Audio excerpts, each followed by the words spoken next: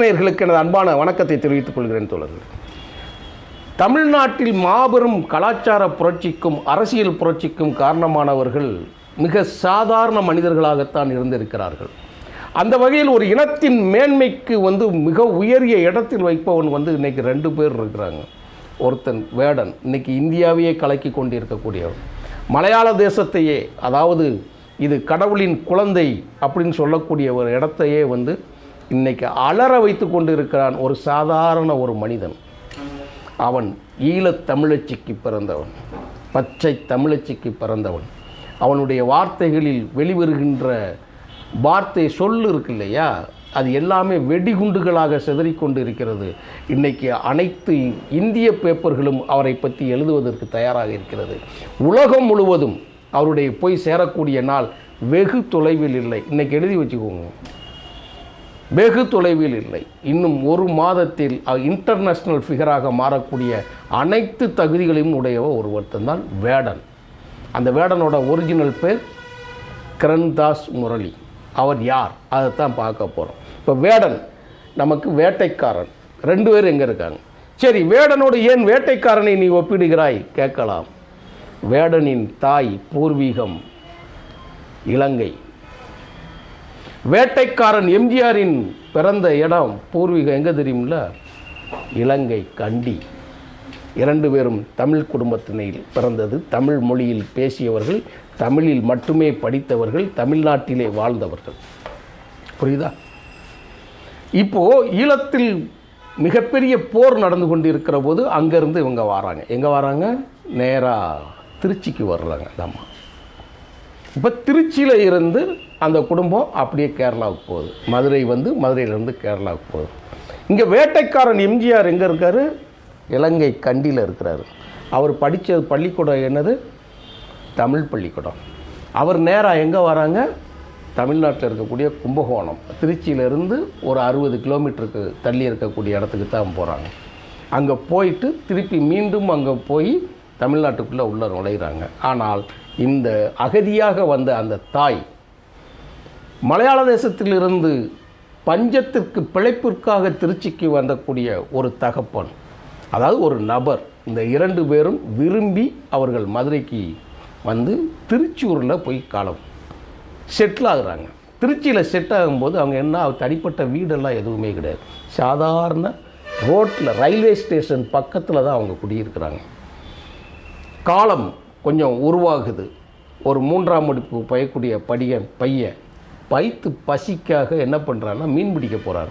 மீன் பிடிக்க போகிற இடத்துல அந்த வேட்டை மீன் தூண்டில் நம்ம சொல்கிறோம்ல, தமிழில் பேசுகிறோம் இல்லையா, அந்த கம்பில் ஆற்றுக்குள்ளே போகும்போது மலையாள தேசங்களில் நீங்கள் பார்த்தீங்கன்னா கேரளாவில் முழுக்க ஓடைகள் ஓடும். ஓடையில் மீன், நான் எங்கள் ஏரியாலலாம் நாங்கள் பார்க்குற காலத்தில் பார்த்தீங்கன்னா ஓடை வரும், அந்த ஓடையில் மீன் வரும். மீன் துள்ளி விளையாடுற காட்சியெல்லாம் பார்த்துட்டு இன்றைக்கி எங்கள் பிள்ளைங்கள்லாம் அது நாங்கள் சொன்னால் கூட நம்ப மாட்டாங்க. ஆனால் இன்றைக்கி கேரளாவில் நாகர்கோவில் பார்டர்களில் நானே பார்த்துருக்குறேன். அந்த மாதிரி மீன்கள் வரும்போது அவர் என்ன செய்வாரா, ரொம்ப ஈஸியாக ஒரு கம்பில் குத்தீட்டி மாதிரி இருந்து அந்த மீனை கொடுக்கும்போது அவருடைய குழந்தை பருவத்து நண்பர்கள் அவனை வேட்டைக்காரங்கிறத வேடன்கிற சொல்லோட சொல்லியிருக்காங்க. நான் ஏற்கனவே தம்ப்நெயிலில் படம் போட்டிருக்கிறேன், மீண்டும் ஒரு முறை பாருங்கள்.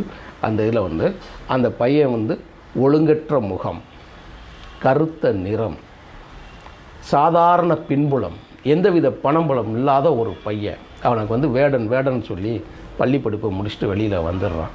இப்போ வெளியில் வந்த பிறகு அவன் என்ன நடக்குன்னா, அன்றாடம் காட்சி மக்களுக்கு என்ன செய்யணுமோ அந்த பாடல்களை பதிவு செய்து அவன் முழுக்க வெளியிட்டுக்கிட்டு இருக்கிறான், பார்த்துக்கிட்டு இருக்கிறாங்க. அப்போ அவன் படிக்கிற ஒரு பாட்டு தான் இன்றைக்கி என்ன பிரச்சனை. அவனை எல்லோரும் சொல்கிறாங்க, கஞ்சா வழக்கில் கஞ்சா குடிக்கி கஞ்சாவில் இருந்து சிறையில் தள்ளணும், விரைவில் சிறைக்கு போவான். ஜெயிலுக்குள்ளே இருந்து தான் வாரான். ஜெயில் மீன்ஸ் கைதியாகி இருந்து தான் அவர் வெளியே வந்திருக்கிறான். ஆனால் தான் கைதியாக இருக்கிற பொழுது அவன் என்ன செய்தார், அதுதான் இன்றைக்கி பிரச்சனை. இன்றைக்கி மக்கள் சும்மா போய் ஒருத்தனை தோளில் தூக்கி வச்சு கொண்டாடுறதுக்கு ஒன்றும் இல்லை. அவன் விதைச்ச விதை எப்படி இருக்கிறது. அதனால தான் நம்ம யூனிவர்சிட்டியில் இப்போ பேசிக்கிட்டு இருக்கிறோம். அவன் பேசுகிற கவிதைகள் அப்படி பேசுது. தன்னோட வழி, உணவு இல்லாமல், வீடு இல்லாமல் ஓடிய ஓட்டம், அவனை வார்த்தைகளில் வெடிக்கக்கூடிய ஒவ்வொரு வரிகளும் வெடிகுண்டுகளாக தெரிக்கிறது. அது உங்கள் வாழ்க்கையும் என் வாழ்க்கையும் நம் தெரு வாழ்க்கையும் சாதாரண பாதசாரிகளுடைய கனவுகளையும் அவன் வந்து மேடைகளில் ஒலிக்கிறதுனால மக்கள் அவன் பக்கம் நிற்கிறாங்க. கைதாகிறான்ல, கைதாகி சிறைக்கு அவனை கொண்டு போகிறாங்க. ஒரு அப்போ தான் ரோட்டில் இருந்து ஒரு வீட்டுக்கு போகிறான். நீங்கள் கைதி எண் 18 கீழ்னு ஒரு படம் இருக்கும், பாலாஜி சக்திவேல் படம். ஒரு சாதாரண ஒரு தொழில் செய்கிறவன் தான் ஒரு பெரிய பணக்கார வீட்டுக்கு போகிற இடத்துல வந்து அந்த நகை வேறு விஷயத்துக்கு அவங்க எடுத்துருக்கிற நேரத்தில் அந்த வீட்டுக்கு வரக்கூடிய பிள்ளையவும் அவனுடைய காதலனையும் கொண்டு போய் கொஞ்சம் வைக்கிற மாதிரி கதை பார்த்துருப்பீங்க இல்லையா? சேம் இந்த வேடன் ஒரு பெரிய வீட்டுக்கு போகிறான். வீட்டுக்கு போய் அங்கே குடியிருக்கிற போகும்போது போலீஸ் அவரை கைது செய்கிறது. அதில் வந்து போதைப்பொருள் உட்கொண்டார். போதைப்பொருள் அங்கே இருந்து எவ்வளவு பார்த்தீங்கன்னா 6 கிராம். 6 கிராம்னு எவ்வளோ தெரியுங்களா? மூக்குப்பொடி எடுப்போம் இல்லையா? இந்த மூக்குப்பொடி எடுக்கிற அளவுக்கு உண்டான 6 கிராம் அளவு எடுத்திருக்காங்க. அதை நாகரிகமாக அவர் ஏற்றுக்கொண்டார். எனக்கு பின்னால் ஃபாலோவர்ஸ் இத்தனை பேர் இருக்கிற பொழுது நான் செய்தது தவறு, அந்த தவறை நான் செய்யக்கூடாது, அதனால் நான் கைது செய்யப்பட்டது மிக சரிதான், என் ஃபாலோவர்ஸுக்கு நான் முன்னுதாரணமாக இருக்கக்கூடாதுன்னு சொல்லி ஒரு நிமிடம் பேட்டியில், தொலைக்காட்சி பேட்டியில் கொடுத்த அவருடைய பேட்டி இன்றைக்கு இணைய வசதிகளும் இன்ஸ்டாகிராம், ஃபேஸ்புக், மற்றபடி ட்விட்டர் ஏகப்பட்ட தொடர்புகள் இருக்கிறதுனால இந்த செய்தி போய் சேர்ந்ததுனால இவ்வளவு நேர்மையாக ஒருத்தன் இருப்பானா, அவன் யாரான்னு சொல்லி கிராமங்களில் இருக்கக்கூடிய மக்கள் அத்தனை பேருமே யார் யார் யாருன்னு சொல்லி தேடுறாங்க. வழக்கம் போல் நம்ம ஆளுங்க பக்திங்கிற பேரில், தேசபக்திங்கிற பேரில், சாமிங்கிற பேரில் எல்லாம் வருவாங்க இல்லையா? வழக்கமான சங்கிகள் உள்ளே வந்து குமிறாங்க. குமிஞ்சு அவனை வந்து உடனடியாக கைது பண்ணணும்னு பேசும்போது அப்போது ஆப்போசிட்டில் இருக்கக்கூடிய மக்களோட திரட்சி எழுகிறது. அதை கண்ணுக்கு முன்னாடி நம்ம பார்க்குறோம், பார்த்தா சொல்கிறோம். அப்போ சொல்லும்போது தான் தேடி தேடி போகும்போது கவிதைகள் பேசுகிறாப்புல அப்படி ஒரு பாடல். தான் தாய் யாருன்னு தெரியுது. நம்ம யூனிவர்சிட்டி பேசுகிறதுக்கு முக்கியமான காரணம் என்னங்கிறத இப்போ நான் சொல்கிறேன். அவருடைய அம்மா ஈழத்து தாயின்னு சொன்னாப்புல இல்லையா? அவர் கொடுத்தது சாதாரண தாய்ப்பால் மட்டுமல்ல, ரோட்டில் பாதசாரி நினச்சி பாருங்கள். ரயில்வே ஸ்டேஷனில் இருக்கக்கூடிய நம்ம சைடு நரிக்குறவர்கள் இருப்பாங்க. அவர்களெல்லாம் பார்த்து சிரிக்கும் போதே நாங்கள் கேள்வி கேட்டிருக்கிறோம். அப்போயே வந்து அவர்கள் பேசும் மொழி எந்த வகையில் சேர்ந்ததுன்னு சொல்லி கேட்ட வந்து அப்போ நான் உங்ககிட்ட பேசிக்கிட்டு இருக்கிறோம். தேர்தல் நேரங்களில் அவர்களை போய் ஒருங்கிணைக்கக்கூடிய வேலைகளில் என்னோடு தோழர் அசோகன் ராஜபாளையத்தில் இருப்பார். அவரோடு சேர்ந்து நான் அந்த ஒருங்கிணைக்கிற பணியை நான் செய்திருக்கிறேன். அவர்களுடைய பேச்சுக்கள் எல்லாம் எப்படி இருக்கும், அவங்க வாழ்க்கை எப்படி இருக்கணும். ஆனால் அப்படிப்பட்ட வாழ்க்கையில் ஒருத்தர் வாழ்ந்த ஒரு தோழர்கிட்ட வரக்கூடிய அந்த மனித நேயம், கனிவு இருக்கு இல்லையா, அது சொல்லவே முடியாத அளவுக்கு அவர் இருந்தது. ஆனால் அவன் ஒரு மாளிகைக்கு போகும்போது தான் இந்த இடத்துல வந்து கஞ்சா பிரச்சனை வருது. கஞ்சா பிரச்சனை வரும்போது தான் அவனுடைய கவிதை பிரச்சனைகள் உள்ள வருது. அந்த கவிதைகளில் அவன் சொல்கிறான், தன் தாய் ஈழத்தாயை பற்றி அவன் பேசுகிறான். அதை அப்படியே நான் 3 வரி தான், அந்த 3 வரி இன்றைக்கி நீங்கள் இணையங்களில் இந்த காணொலி பார்க்கணுன்னு அவசியம் கிடையாது. உங்களுக்கு இருக்கக்கூடிய உள்ளுக்குள்ளே எல்லா மேற்றும் உங்களுக்கு இருக்கும். அவன் சொல்கிறான் பாருங்கள், என்னை பெற்றவள் கல்லு மாதிரி ஒருத்தி. என்னை பெற்றவள் கல்லு மாதிரி ஒருத்தின்னா அவ்வளவு துணிச்சலானவன் என்னை பெற்றவன். அவள் ஜாஃப்னாவில் இருந்து அவளை துரத்தி, யாழ்ப்பாணத்திலிருந்து அவரை துரத்துறாங்க, துரத்தி அவள் உருவத்தில் உருவான உருவம் பருத்தி அல்ல, எரிக்கும் தீ அப்படின்னு சொல்லி 4 வரியை சொல்கிறான். இதுதான் இப்போ பிரச்சனை. ஜாஃப்னாங்கிற வார்த்தை வந்துச்சு இல்லையா, யாழ்ப்பாணம்ங்கிற வார்த்தை வந்துச்சு இல்லையா, அதுதான் எம்ஜிஆருக்கும் வந்தது. அவர் அதிகாரத்தில் வந்து கட்சியை துவக்கி கட்சிக்கு ஆப்போசிட்டாக இருக்கக்கூடிய இன்னொரு கட்சியை துவக்கப் போகிறோம் என்று சொன்ன உடனே நேரடியாக சொன்னது அவரை மலையாளின்னு சொல்லி. ஆனால் இங்கே தமிழச்சி ஒருவருக்கும் மலையாள தேசத்துக்கு மலையாளிக்கு ஒருத்தருக்கு பிறந்தவனை அவன் மக்கள் மத்தியில் பிரபல்யமாகி மக்களின் பிரச்சனைகளை மேடையில் காந்த குரலாக பேசுகிறத கேட்டுட்டு அவங்க என்ன சொல்கிறாங்கன்னா, அவங்க அம்மா தமிழச்சிங்கிற பிரச்சனை வருது, மக்கள் ஏற்றுக்கொள்ளவில்லை. இங்கே எப்படி எம்ஜிஆர் மலையாளத்தான் சொல்லும்போது தமிழக மக்கள் ஏற்றுக்கொள்ளவில்லையோ, இன்று மலையாளி இல்லை, அவன் தமிழன், அவங்க அம்மா தமிழச்சி, இந்தியாவைச் சேர்ந்தவன், இலங்கையைச் சேர்ந்தவன் என்று சொல்லும்போது அங்கே இருக்கக்கூடிய மலையாள மக்கள் ஸ்பூன் சொல்லி ஊதி விட்டுட்டு அவரை தூக்கி தலை மேலே தூக்கி வச்சு கொண்டாடிக்கிட்டு இருக்க. அவன் எங்களில் ஒருவன். ஏன் அப்போ இன்னொருத்தங்க கேட்குறாங்க, உட்காந்துருக்கிறாப்புல ஒன்று சொல்கிறான், அவன் பாடின அந்த 4 வரி தான் அதுக்கு பிரச்சனையாக இருக்குது. எங்கள் அம்மா கல் மாதிரி. ஏன்னா ஈழத்தில் பிறந்தவர்கள் அத்தனை பேரும் போர்க்களங்களில் உயிர் வாழ அன்றாடம் அவர்கள் போராட்டமான வாழ்க்கையை எதிர்கொண்ட விதம் அப்படித்தான் இருந்தது. அவளுடைய இரத்தத்தில் ஜாஃப்னாலிருந்து விரட்டப்பட்டு ஓடி வந்து அவளுடைய உதரத்தில் உருவான உருவம் நான். பருத்தி மாதிரி மென்மையானவன் கிடையாது, எரிக்கிற தீ அப்படின்னு சொல்லி முடிகிற அந்த வார்த்தை இருக்கு இல்லையா, இந்த வார்த்தையும் அந்த வாழ்வியலையும் சேர்ந்து தான் இப்போ அவங்களுக்கு சிக்கல். அதனால் இவன் தமிழை அப்படிங்கிற முத்திரை குத்தவும் மக்கள் ஏற்றுக்கொள்ளவில்லை. இது எம்ஜிஆருக்கு வரும்போது என்ன ஆச்சுன்னு கேட்டால், இவர் மலையாளி, தமிழ்நாட்டில் எப்படி அரசியல் நடத்தலாம் என்று சொல்லும்போது தமிழர்கள் ஏற்றுக்கொள்ளவில்லை. ஆனால் அவர் செய்தது எல்லாம் இந்த தமிழ் நிலத்திற்கும் தமிழ் மக்களுக்கும் சேர்ந்து தான். அதனால் இங்கே ஒரு வேடை, அங்கே ஒரு வேட்டைக்காரன், 2 பேரும் இருக்கிறாங்க. சரி, அவ யாருக்காக பாடினான்? ஒரு வரி உண்மையை சொல்லப்போனால், நேற்று நான் முழுவதுமாக ஆராய்ந்து பார்த்து முழுக்க எல்லாம் கேட்டு இந்த செய்திகள் எல்லாம் உண்மைதானா, இதில் உண்மைத்தன்மை இருக்கிறதா, இல்லை இதுக்கு பின்புலம் ஏதாவது இருக்கிறதா அப்படின்னு சொல்லி எல்லாம் விடிய நம்ம பார்க்கும்போது ஒரு விஷயம் உண்மை மட்டும் நமக்கு புரிஞ்சது. யாராலும் நடிக்க முடியாது. பின்னால் அவர்கள் எப்படி வேணாலும் மாற்றப்படலாம், இல்லை மாற்றுகிறார்கள், இல்லை கைது செய்கிறார்கள், என்ன பிரச்சனை வேணாலும் நடக்கலாம். ஆனால் இன்று நான் பேசுகிற இந்த நொடி வரை இந்த காணொளியை பார்க்கக்கூடிய 10 பேரோ 100 பேரோ 1000 பேரோ எத்தனை பேரோ, நீங்கள் வேடனை தேடுங்கள், அவனுடைய கவிதையை பாருங்கள், அவனுடைய பாடல்களில் அந்த மேடைகளில் நடக்கக்கூடிய காட்சிகளை பாருங்கள்.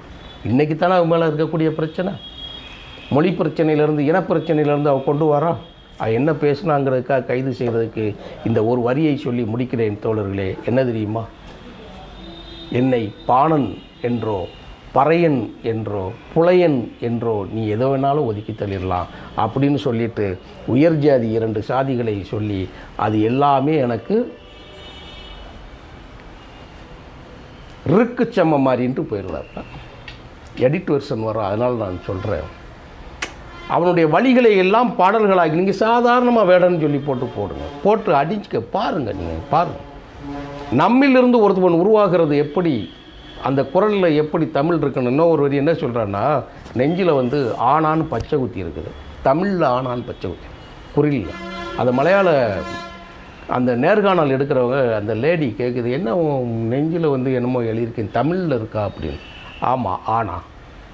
அதுக்கு என்ன அர்த்தம், எதுக்கு அப்படி போட்டிருக்கீங்க அப்படின்னு கேட்டோடனே அப்படி ஏறி அப்படி உடலை சரி செஞ்சு அப்படி உட்காந்துக்கிட்டு அழகாக சொல்கிறாப்புல. என்ன சொல்கிறாருன்னு, அம்மா, அப்பா, அறிவு, அன்பு, அழகு, அடுத்து என்ன சொல்கிறாருமா, அரசியல், அடுத்து அதிகாரம், அதாவது அஞ்சாமை.